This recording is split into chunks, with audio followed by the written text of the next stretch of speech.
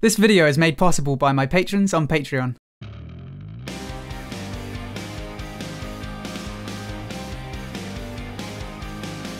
Hello everyone, my name is Ziamaro and welcome to Battlerite Sage. So, another patch is upon us, which means the end of the Easter event. So there'll be no more Bacco Egg Brawl. However, if you really like the game mode, you still have the option of playing it in a private game. I know for a lot of us this game's all about the competitive aspect, but I hope this becomes a running trend with all the brawl modes we get in the future. One of the highlights of today's patch is the new and returning skins from the Halloween event. It's Friday the 13th in 2 days time, so if you're thinking, huh? Spooky skins? Then that's why. Along with the new skins, we also have a load of balance changes. SLS have said they're only really tweaking numbers for this patch because of the upcoming Pro League tournament, but apparently we can expect bigger changes in the future. So I want to try something out today. Usually I just reel off the patch notes and give very little feedback on what it actually means. I'm gonna brush over the exact numbers a little bit this time. I figure if you're interested in exact numbers, you'll probably just read the patch notes. But if you're watching this video, you probably want it summarized, so that's what I'm gonna try and do from now on.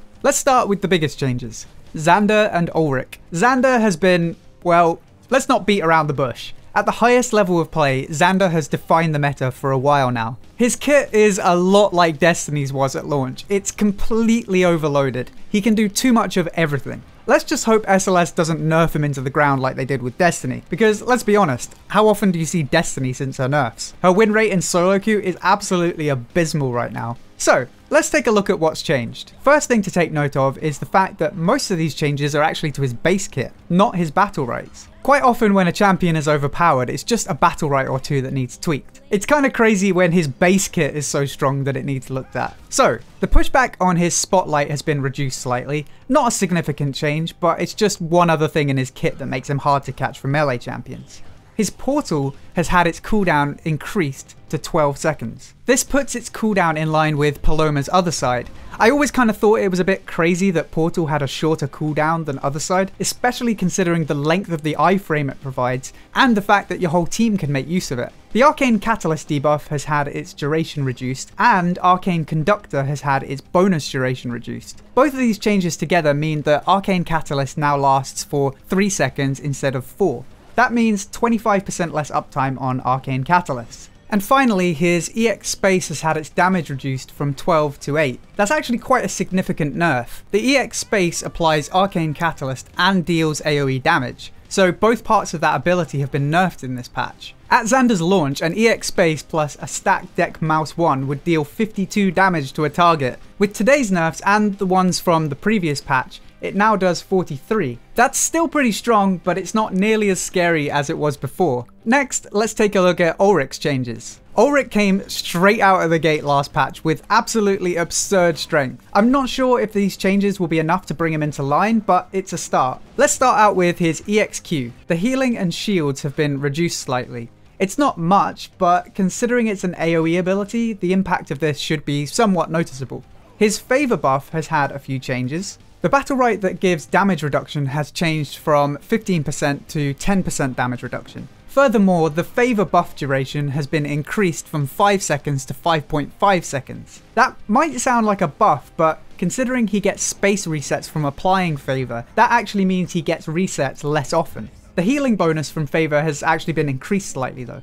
A lot of Ulrich's mobility comes from space resets, so I think Stunlock have compensated for this by improving some of his lesser used mobility Battlerites. Initiation and light speed have both had their movement speed or distance increased. And finally, both his Cleave and Enchanted Weapon Battlerites have received nerfs. Cleave now does 16 damage instead of full damage to nearby opponents, and Enchanted Weapon has also received a slight damage nerf. So this means quite a lot less AoE damage from Ulrich when he charges into a group. Oh, and the ultimate reflect bug has been fixed, so no more 88 damage hits when you reflect his ult. Sorry guys. Let's move on to our little underdog melee champion, Jamila. She's had some buffs to her Battlerites. The bad news is these are all Battlerites that almost no one takes. They're all small-ish damage buffs too, so no major playstyle changes for her. Because they're Battlerites that nobody uses, I don't know if these changes are enough to make them useful.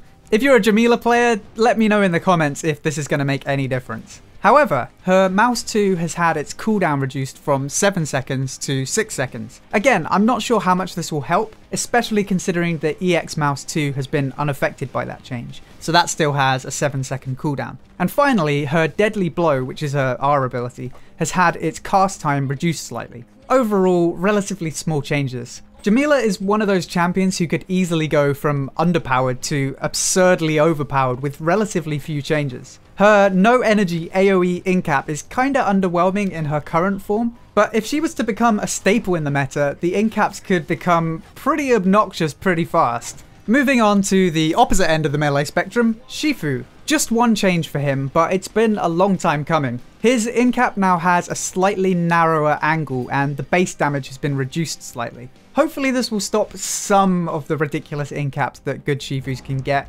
It's probably not enough to be perfectly honest, but I guess we'll see. Jade has received yet another nerf to one of her core Battlerites. Ambush no longer resets the cooldown on Snipe. Instead, it reduces the cooldown by 4 seconds. This means no more EX Snipe stealth into regular Snipe. It won't make a big difference to the regular Snipe spammers in low ranks, so this is more of a nerf to high level Jades who made use of the combo I just mentioned. So that's just about it for the significant changes, but here's a quick summary of everything else. Raigon has had 2 of his Battlerites buffed, Riposte and Royal Descent. Unfortunately, I don't think this is going to do much for his high level viability, and all it's really going to do is make him even more of a pub stomper at low ranks. Pearl has had her Rippling Waters damage reduced slightly, and the movement reduction for enemies inside the bubble has been nerfed a little bit. Ivor's Tractor Pulse stun has had its duration increased slightly. Again, this is a Battlerite that almost no one uses. I think one of the themes of this patch is just trying to allow more flexibility in builds. And finally, Esmo's bonus range from Warlock's Grip has been reduced slightly. So that's all for today, guys. I'm trying to spend a little more time on the significant stuff and just brush over the less impactful changes. So let me know what you think of this format. I hope you enjoyed this video. If you did, then please feel free to subscribe for more Battlerite guides, news, and discussion. If you'd like to help support the channel and get some unique rewards, then head over to patreon.com/battleritesage. And don't forget to check out twitch.tv/battleritesage. Until next time, thank you for watching, and I'll see you soon.